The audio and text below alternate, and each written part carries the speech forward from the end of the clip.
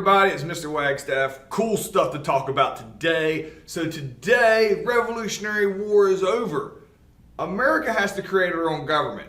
We talked about yesterday, during the Revolutionary War, we created a government called the Articles of Confederation. Well, those are trash. We're going to talk about why they're trash today and how we created our new a new government, which we refer to today as the Constitution, and how that gets put into place. Cool stuff to talk about. Let's go ahead and get started. So the Revolutionary War ends. This is George Washington. So George Washington, at the end of the Revolutionary War, is the superhero of America. This is the biggest celebrity in America by far. This is a man who stood up to the British, one-on-one and defeated the most powerful military on earth. This guy is a superstar celebrity in the United States. However, when the war's over, he just goes back home. He has land in Virginia. He just goes back home and goes about his life. All right. He is not needed. You probably know that he will be the first president of the United States. The thing is that our very first government, which is called the Articles of Confederation, doesn't have a federal president. So he's not the president immediately. And we're going to talk about today how that comes about, how George Washington goes from war hero to being the president. Because at this point in our story, right at the end of the Revolutionary War, that job doesn't exist. The reason that job doesn't exist is our government at the time is called the Articles of Confederation. So America had just won the freedom from England. In 1777, 1 year after the Declaration of Independence, in the middle of the Revolutionary War, America creates the Articles of Confederation. This was our government in America.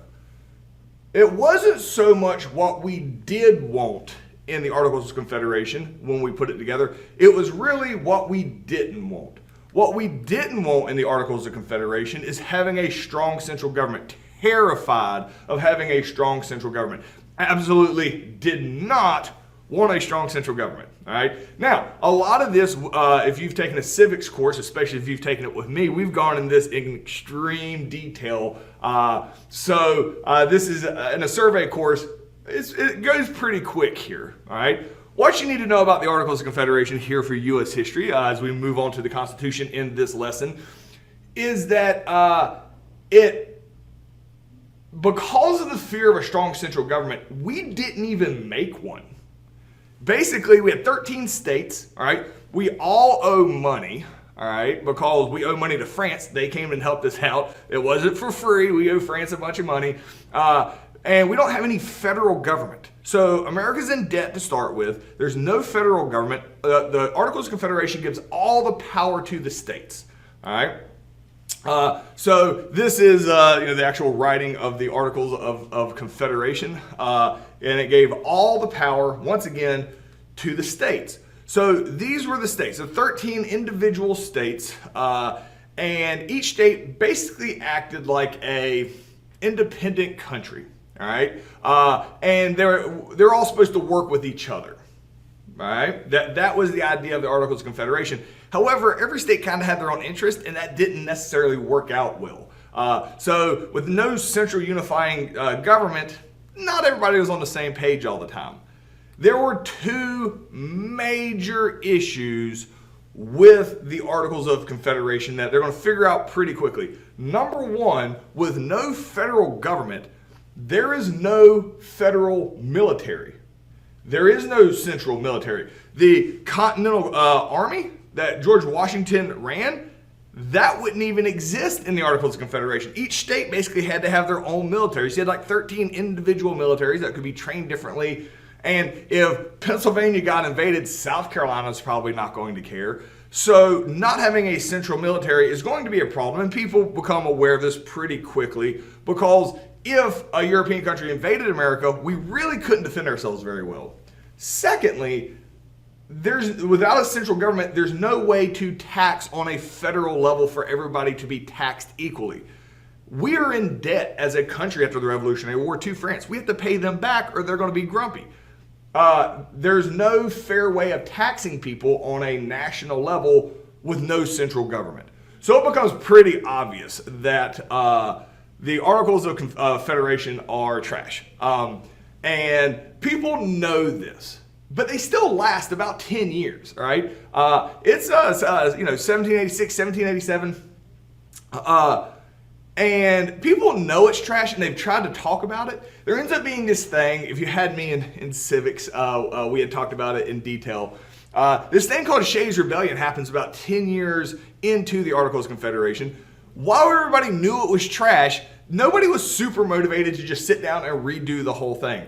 Well, this guy, Daniel Shay, got upset over the way he was being taxed, and him and the militia in Pennsylvania, which is literally the military, started overthrowing local governments in Pennsylvania, which, if that happened today, the federal military would go in and stop them. But since Daniel Shay was part of the state military, and the state military was doing it, and the surrounding states didn't care, it really presented the problem that, hey, this is a problem. First off, he's angry because he's being taxed unfairly, which he was. And then when he started using violence, there was no military to stop him. It's not until he tries to mess with other states that other states get involved and they shut down Shays' Rebellion.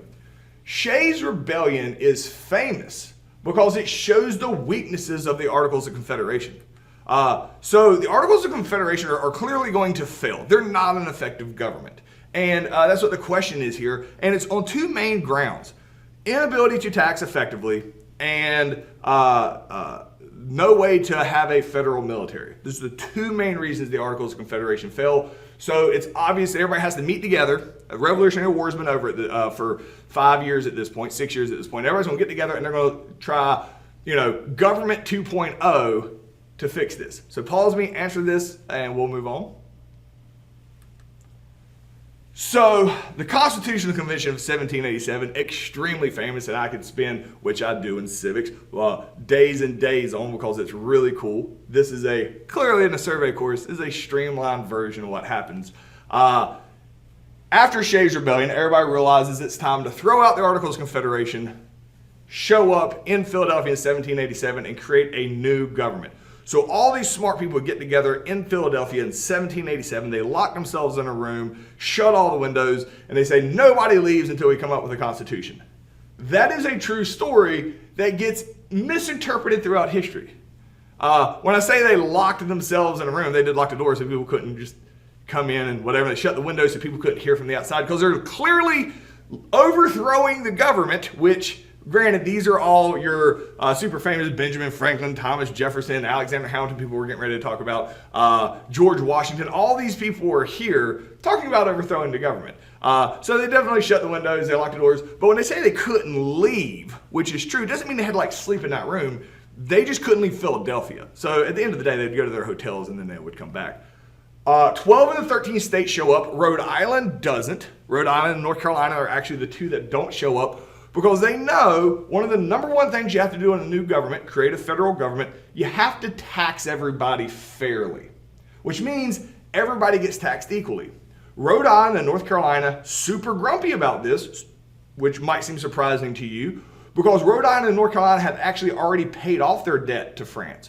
If you make a national debt, nationalize the debt where everybody pays the same thing, basically North Carolina and Rhode Island have to start paying the same debt again that they feel like they already paid off. North Carolina begrudgingly gets encouraged to show up. Rhode Island refuses to show up. So that's why Rhode Island is the only state that doesn't show up, but North Carolina also very grumpy, even though they do show up here to come up with a new government.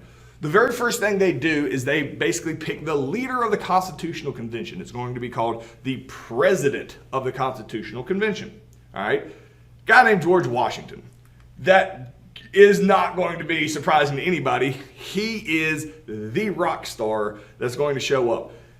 This is going to be very beneficial to George Washington politically. So this is the picture painted later, windows are open. I was like, well, I declare. There was a lot of fist fights. Everybody's sweaty because it's in the middle of July. Everybody's wearing wool suits. Half these guys are probably shirtless in real life. But when you paint it afterwards, you make it look classy. George Washington is here standing up in the front. He is the president of the Constitutional Convention. Now, George Washington, on top of already being a superstar celebrity, looks exactly like you would think he would at the time. Like you ever hear about people meeting movie stars and whatever? Like, oh, they're smaller than I thought. Well, with war heroes, that's common too. You like expect this like larger than life person, and they show up and they're smaller than you expected. Not the thing with George Washington. George Washington is 6'2", 200 pounds, which by today's standards, that's a large person. All right. By 1700 standards, when the average adult male is about 5'6", that is a dominant person. I mean, it's not Shaq standing in the middle of everybody else, but it is a large human being that's there, and he looks the part. He has this very silent, strong demeanor. He basically represents what people thought he would look like. So George Washington is picked to be the president. The president of the convention, don't get ahead of me, all right? Because there's no such thing as the president of a country. That seems crazy. George Washington gets picked to be the president of the Constitutional Convention. What he does is basically keeps everything in order, all right? He does not vote on anything when they're voting on how to create this country. He basically breaks up the fistfights that happen, and they happened all the time. So these guys are the smartest guys in the country, come together to create a new government from scratch, all right? And they're going to fight viciously with each other, and they're all going to dislike each other afterwards. Except for George Washington, since George Washington was there just to keep order and did not have to get into these political arguments, his reputation basically comes out untarnished, whereas a lot of these other guys are pretty grumpy with each other after the Constitutional Convention. One of the biggest things they had to do here is figure out compromises between the big states and the small states. Comes up with stuff like the Great Compromise, which creates our Senate and a legislative branch, the Three-Fifths Compromise, because America is going to do something that has really never been done before. We're going to try this democracy thing. Now, democracy has been tried before, and it has failed. Greece is the perfect example of that. Ancient Greece, they were a democracy, everybody got together, they voted on stuff, and it ended up collapsing because people started realizing, hey, I can just vote for more money, and then you can collapse your economy, all right? So after Greece collapsed, it really seemed like that was an ineffective type of government.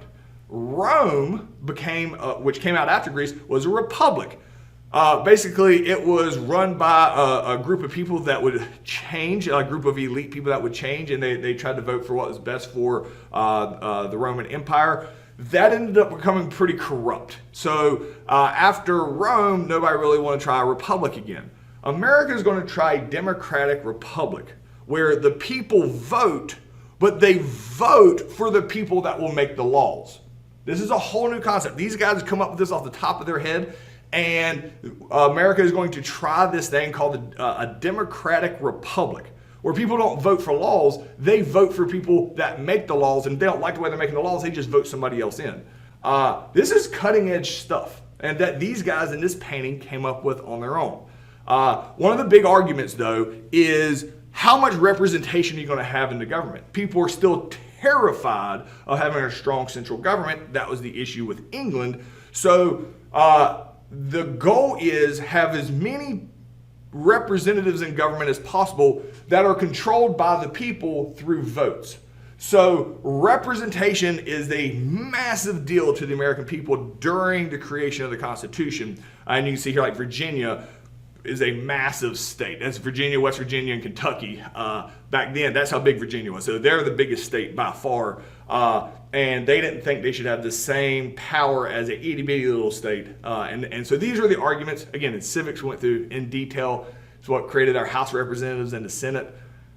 The reason representation is such a big deal, all right, is that's what led to the Revolutionary War. No taxation without representation. People had no say-so in their government. We tried to not have a government. That didn't work with the Articles of Confederation. Now, if we have to have this big evil government, we need to do so fairly, all right, and have as much representation as possible so you can control your government and have a voice in the government. Because representation in this style of government equals power. More representation, the more power you have. So that's the question here. Why was representation such a big deal to the American people during the creation of the Constitution? So pause me, answer that, and we'll move on. So all these smart guys come up with this great, fantastic constitution, and they go try to present it to the people thinking they're look at this glorious thing that we did. And the people are like, no, that's stupid. And they're like, wait, what? And they're like, yeah, that's a bad idea. And they're like, why? We have, all this stuff. And they're like, where are individual rights protected in that new constitution you got? They're like, whoa, it's right. It's right. Holy crap, we forgot all the individual rights. We'll be back in 1 second. So everybody that is here at the Constitutional Convention that supports having this new federal government are called Federalists. So everybody that's at the Constitutional Convention is a Federalist because they support a federal government. They race back, they all meet back together, and they come up with the Bill of Rights. It's the first 10 amendments to the Constitution. So before the Constitution even gets accepted, all right, by the people, they had to add these 10 changes to it. A change to the Constitution is called an amendment. And this is like the First Amendment is freedom of speech, freedom of expression, freedom of speech, religion, assembly, petition, press. I don't think I said that. Sorry. I'll see this when I record it back. My bad. And there's 5. It's freedom of expression. The Second Amendment is the right to bear arms. The amendments specifically go through and basically fix things that England had done that we want to make sure doesn't happen here, like Lexington and Concord that tried to take the guns. We want to make sure that American citizens can have guns to stand up to the government. These first 10 amendments had to get added in to guarantee that the government, it basically puts regulations on the government of what the government can do to individual people before the general population will accept it. So after they do this, the Federalists go out and they say, here you go, everybody. People are still questionable on whether or not they want to accept this new constitution with a federal government. So the Federalists, all the people that were at the Constitutional Convention, George Washington, Thomas Jefferson, Alexander Hamilton, Benjamin Franklin, they're going to go out and strongly try to convince the American people to accept this new constitution. They actually write a bunch of papers called, wait for it, the Federalist Papers, to convince the American people to accept this new constitution and throw away the Articles of Confederation. Spoiler alert, they do. The American people accept the new constitution that we have today once the Bill of Rights gets added. So the question here is, what is the Bill of Rights and what does it do that is different from the original Constitution? Original Constitution is basically the Constitutional Convention. What did the Bill of Rights have to add to that before people would accept it? So pause me, answer that completely. We're moving on. So George Washington, the superstar, because in this new constitution you have to have a president, somebody who kind of presides over the federal government. People beg him to be the president. They actually wanted him to be the king. And he's like, are y'all serious? George Washington's pretty impressive. Granted, he did own slaves. I don't want to skip over that part. But George Washington is impressive in other ways. George Washington didn't want to be a king. He didn't want this power, and that made him perfect for this job because people tried to throw power at him. All anybody had known is having a king, like King George. So they're like, be the first, be the president. We're just gonna, you're gonna be the president forever, and then I guess maybe your kids will be the next president. And he's like, no, we just did a whole thing against that. No, I'm not going to do it forever. You're going to have an election. I will be willing to run for president if you have an election. They're like, cool. George Washington wins the first election unanimously. Means he won every single state. All right? No president had, obviously he's the first president. No president had ever done that. He's the only one that will ever have that happen. So he's like, oh, all right. So unanimously picked as the first president. They actually don't even know what to call him. They're like, Your Highness, Your Royalty. They wanted to call him like the king. He was like, no, just call me the president. I was the president of the Constitutional Convention, and they're like, that'll never stick. And he's like, it'll be fine. Then they're like, well, what do we refer to you as? Your Majesty, Your Greatness. He was like, just call me Mr. President. And Yeah, that'll never stick. And both of those clearly have. His inauguration, swearing-in ceremony, where he became officially the president, took place on April 30th, 1789.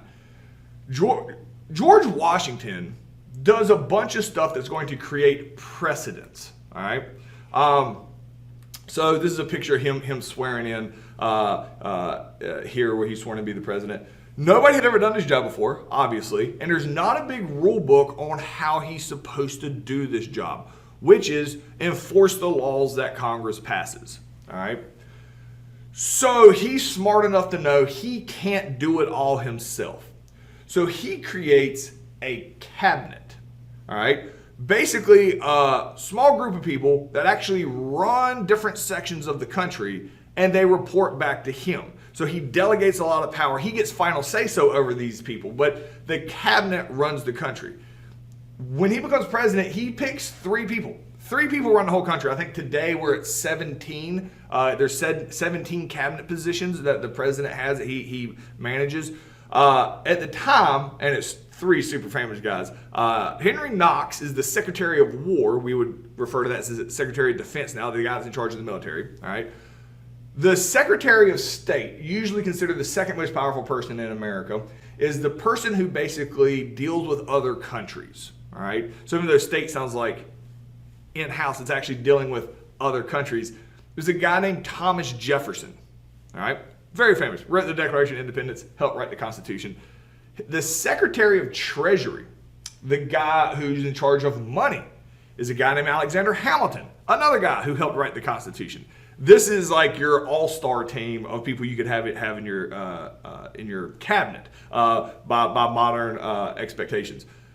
George Washington also is going to move the capital from, because it had actually varied originally between Philadelphia and New York City. He's going to officially move the capital while he is president to what is present-day Washington, D.C.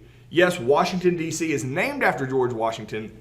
It is also named that because it is George Washington's land that he gave to the United States to build a capital.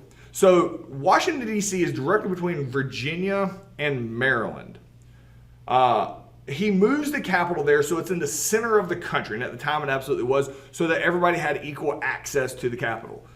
Little fun fact, George Washington is the only president to never actually be the president in Washington, D.C. because it was a swamp. There's nothing there.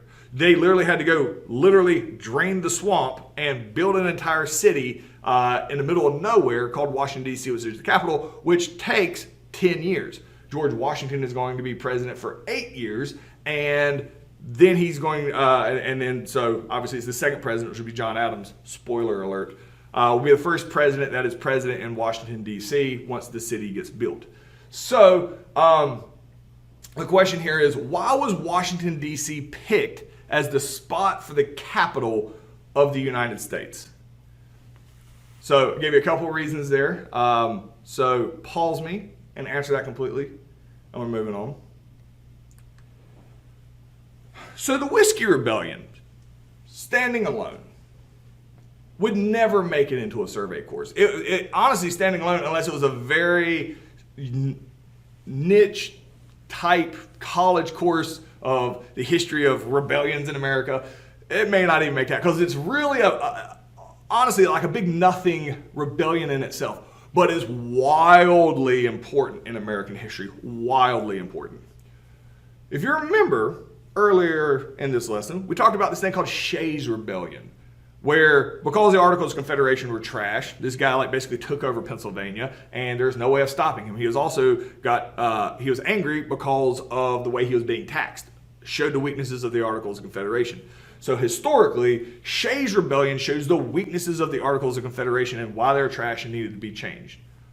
The Whiskey Rebellion does the opposite for the Constitution. A law gets made. People get grumpy about it, and they try to start a rebellion, and it don't work out well for them. So what happens is in 1794, George Washington's the president. Whiskey is extremely popular. The average American drank 5 gallons of whiskey a year. While that is a lot, All right. You also have to keep in mind there's probably a lot of people who didn't drink alcohol at all, like little kids, pregnant women. Actually, at the time, they may not have known the dangers of that. There's people that didn't drink at all, but they still get counted in the average. So it's an extreme amount of alcohol consumption in the United States. But whiskey is not necessary for survival. So there's these things called excise taxes. Taxes put on stuff that people don't need, they just really like, to help the government raise money. The government does need to raise money because we are in debt to France after the Revolutionary War still, and we're trying to pay that back. So Alexander Hamilton, we'll talk about him more in the next lesson, he creates an excise tax, a tax put on whiskey. All right. So it just increases the price of whiskey because a lot of what you will pay now for whiskey will go tax to the federal government. In Pennsylvania, same place that Shays' Rebellion took place. People get furious over it. They're like, this is some bull crap. And they start a rebellion over it. They say, we don't like, I got a picture here. This is like tax collectors who go around to get tarred and feathered, which, while you might see it in cartoons, this was absolutely like vicious. It would scar you for life. I mean, it's like boiling tar that would like rip your skin off, and then they would put the feathers on you, and as it dried, it would take the quills of the feathers and drive them into your skin. So it was like a cast of spikes that pulls into you. It looks funny, I guess, is why I got put in the cartoons, but tarring and feathering somebody, which did happen during the Whiskey Rebellion, kind of what started this whole thing on tax collectors, it usually doesn't kill you, but it will literally and figuratively scar you for life. All right. They started a rebellion over. They started using the term no taxation without representation because they didn't like the tax. Hold on now. No. You voted for your representatives, and Congress has agreed to have this tax. You have your representation. You can't say no representation without no taxation without representation. You can't say that just because you don't like a tax. Taxes are going to happen. So this is an awesome story. So Alexander Hamilton, because they're all in Pennsylvania, or in Philadelphia, in Pennsylvania, while Washington, D.C. is being built. So they're like in the same building, obviously, with George Washington. And Alexander Hamilton like runs down the hall, realizing his rights. He's getting the army together. He was a commander in the Revolutionary War, so he was getting the army together, like that's locally there to go out and stop this rebellion. And as he runs by George Washington's office, he's like, they're starting a rebellion over, or like whatever. And George Washington's like, they're doing what now? And George Washington, before Hamilton can get the local army together there to go out and stop this, George Washington hops on his horse, the same famous white horse that he had in the Revolutionary War, from the stables and races out. And this is a picture, it looks very official. It was not nearly this official. George Washington races out to this rebellion. And I wish I could say he jumped off his horse and Chuck Norris'd everybody, roundhouse kicked everybody in the face. That's not what happened, but the actual story is actually about as cool. George Washington, this super mega hero, people were like setting things on fire, they're like tarring and feathering stuff. George Washington goes rolling, he beats the military there. He rolls in there by himself, all right? When people saw George Washington roll in, like he is going to single-handedly shut this thing down, everybody's like dropped their torches and ran away because nobody wanted to mess with George Washington. And then Alexander Hamilton and the rest of the military shows up. They're out of breath. And Washington's like, I got it. The reason this is really important in American history is, unlike Shays' Rebellion, where we couldn't stop a rebellion, it showed the weaknesses of the Articles of Confederation. The new Constitution can make a law. Hey, there's a tax. And it can be enforced, which is very important in American history. So the Whiskey Rebellion shows the strength of the Constitution, whereas Shays' Rebellion showed the weaknesses of the Articles of Confederation. So the question here is, why is the Whiskey Rebellion so important in U.S. history? And then the second part to this, how was this, meaning the tax on whiskey, different than the no taxation without representation idea? All right, that's what I got for you guys today. See you guys tomorrow.